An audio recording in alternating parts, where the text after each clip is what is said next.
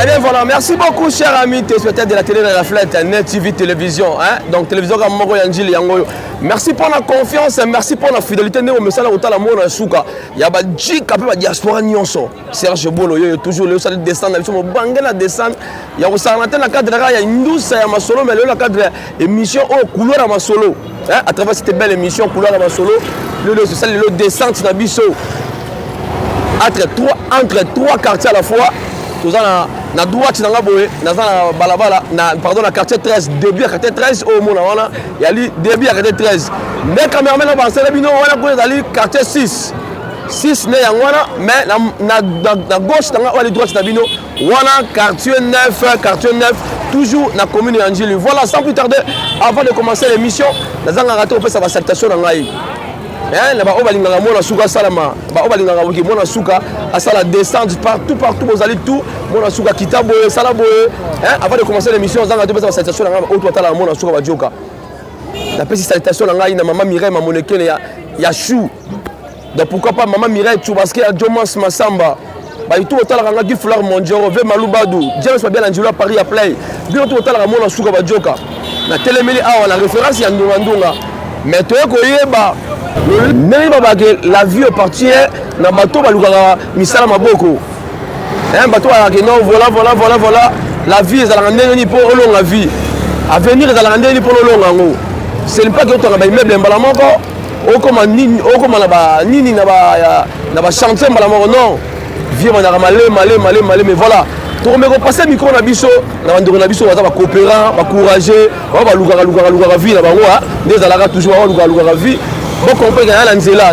c'est un rapport pour R mo ba les cas R mo c'est la bien voilà sans plus tarder on va passer micro na ngai et pas ndeko na biso moko ya papa na biso akabe moko ya njilwa akubel be mimi na cop oyo abengaka mo ba batamisa maboko to me koyeba bandeko sala cop nini po ba réussir donc na cadre émission oyo masolo na couloir masolo to za le ndunga ça va on se retrouve tout juste après super dans l'image.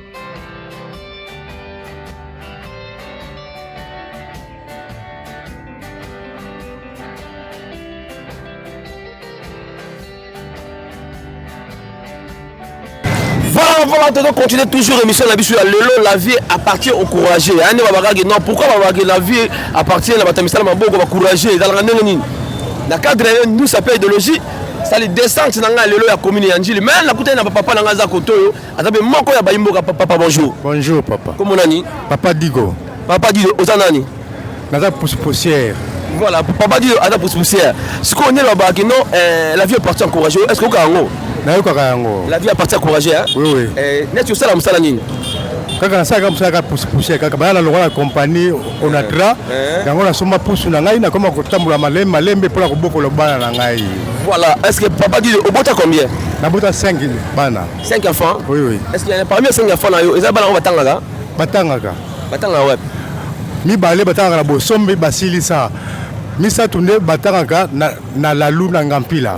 Donc autant ça bana na bonsomi na kopka ya pousse. Ya pousse kaka papa. Donc au banda pousse no aneni. Bon na banda pousse na ngai na année bando na 5. Voilà. Ti sikoyo donc ko bakala musala pousse malem.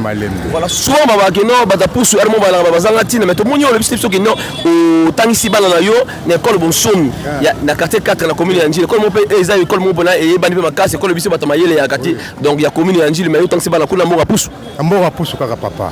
Voilà, sikoyo oza mariage. Naza marié. On peut se conseiller la batunini au baba que non même sur ça la pousse à ramabe yo za mutu mo ça li cop ne va pousse le lo simbi au baba batunini. Bon ngai na ko pesa kaka bande na ko pesa kaka bande ko na ba conseil musala ya pousse eza musala moko ya mbongo oyo tozwaka que jamais vu ya kosala na compagnie au vendre na bureau donc on engage ba misusu boye te musala ya pusu lelo soki nzambe asungi lelo po kozo pe 50 000 60 000 pe lobi lisusu soki nzambe asungi okoki kozwa 100 000 pe 70 000 yango omonaka tobokoloka bana biso malembe tozwaka mpe bandaka kofutela yango wana mpe eloko oyo yango tongaka konekija yango te mpona ebokolaka biso epesaka biso misala ebele en tout cas asuki na nga wana. Voilà, il n'y a pas de saut donc vous comprenez que non. Il n'y a pas de saut métier, il y a tous les sortes de gens, vous comprenez que non. Papa dit que si balane en akatia na musala na quand il y a poussière donc à pousse à rango donc autrement ma bagage junior que ça bagage dans mutapusu. Mais mutapusu awa attends ça bana na ye mutapusu azo encadrer libota na ye mutapusu toujours azo même vie na ye et ça la malamu. Papa dit est-ce que bien on fout avec la taxe à l'état? To futaka. Neti nini? To futaka mikanda pusu et ezali to futaka ngo na commune. To futaka ngo $30 par mois ou bien d'une par année à $30. Voilà. Nous on tellement on a déjà assuré. Oui, n'a assuré. Donc au sommet à la commune a dit $30. $30. Est-ce que pour ça il y a de somba? Pour ça il y a moko na somba pour na ngai moko. Voilà, est-ce qu'il y a monsieur peut pas louer pour Swazali? Bazali ebele kutu, ebele bazali. Oui, bien à louer pour se payer abonné au travail là on a pourquoi à quel peu ça versement net versement va passer à 3000 fois.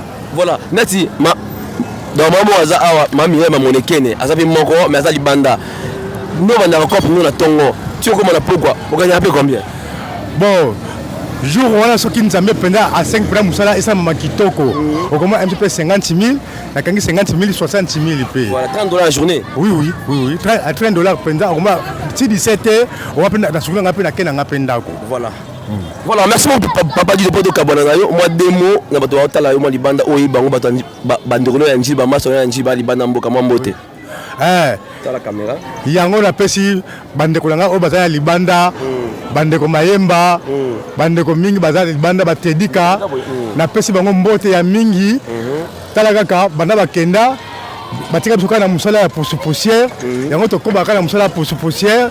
Yango soki nzambe apamboli bango bameka mpe nanu kosunga biso mpe na muke lelo mpe tokomaka kosomba mpe babiloko mosusu eza mpe ata misato ata mitano mpo te nga mpe nazwa mpe batravailleur basaka mpe na mwa eloko na ngai muke nzambe ti ndenge nzambe akosunga.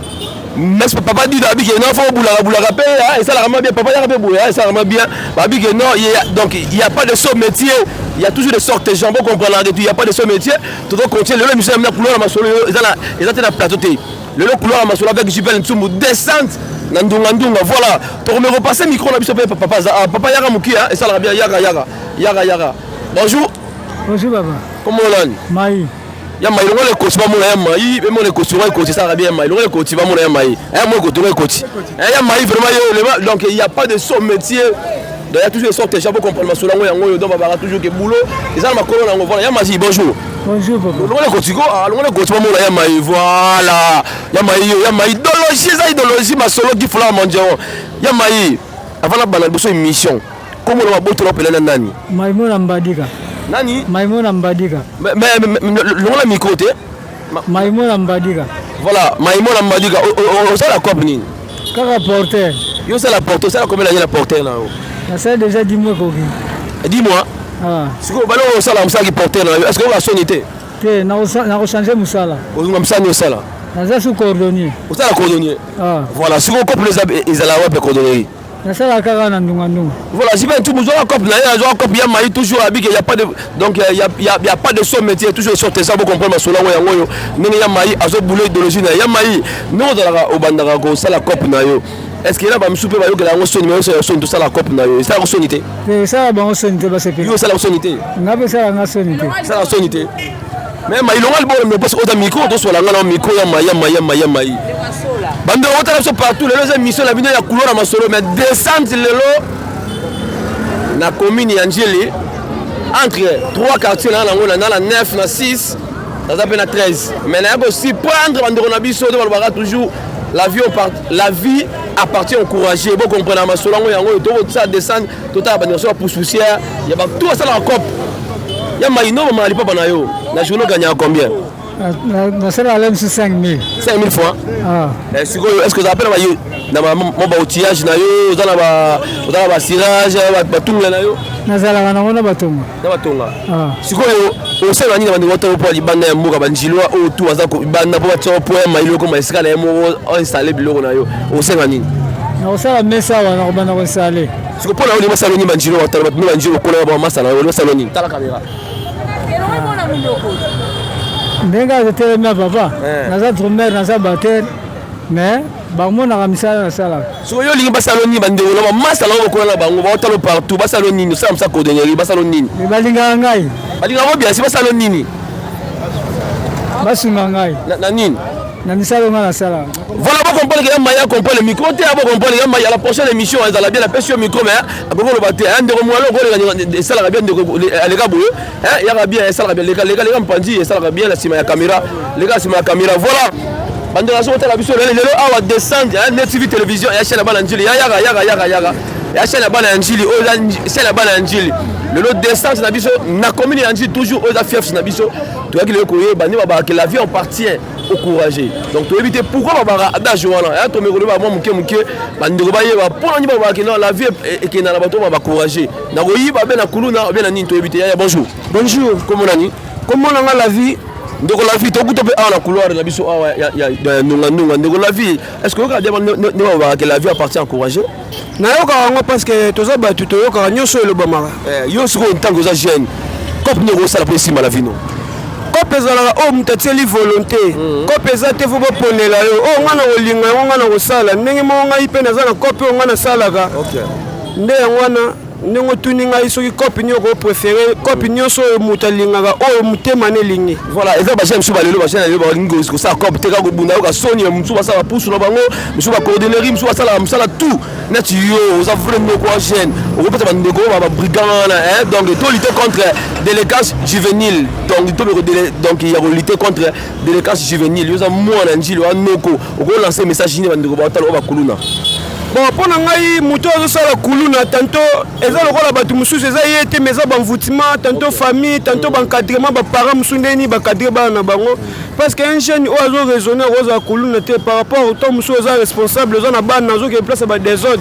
alors ngai nasepta biloko wana te na vie na nga yango mpe nakenda na monde ya métier nasalaka peinture nasalaka bacope mike ndenge esengelaka teke naza sportif mais tokomi kokangama mingi na nsima bakuluna parce que ntongo kuluna azwi batatouage na balorsa tie biso nyonso tokomi ndenge moko kozala kuluna te me bakangi yo eza vraiment propre te na kosepela na biloko wana te baya tochange toluka métier toluka bacope eza mpena malamu mpo mwasi avoya pembeni no fosalaka métier so oza kuluna mwasi so alingi yo seke ye pasaka donc idem eza mabe eza propre te voilà merci de la vie à la prochaine.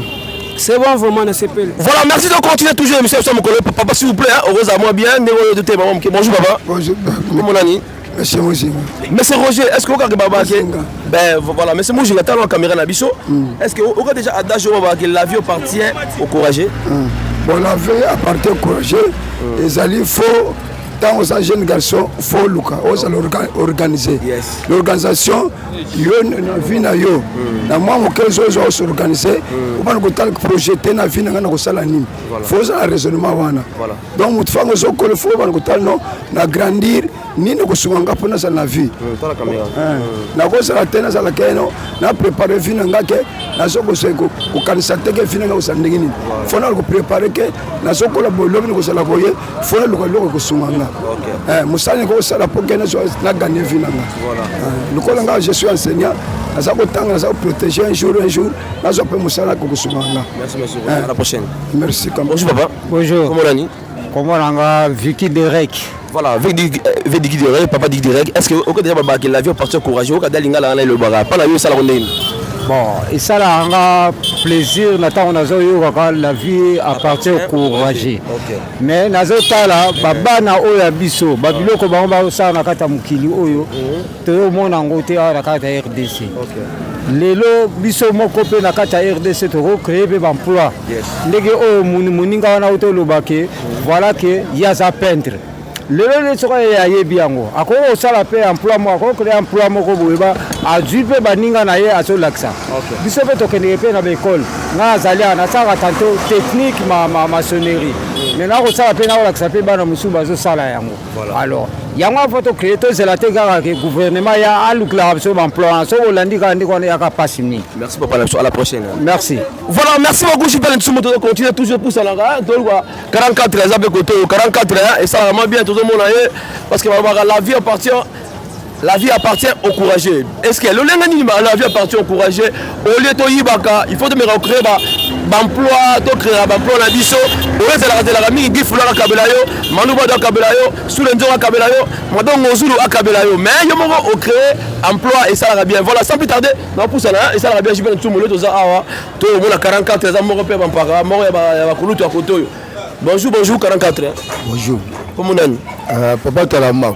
Papa Talama, est-ce que tu est-ce que tu voilà,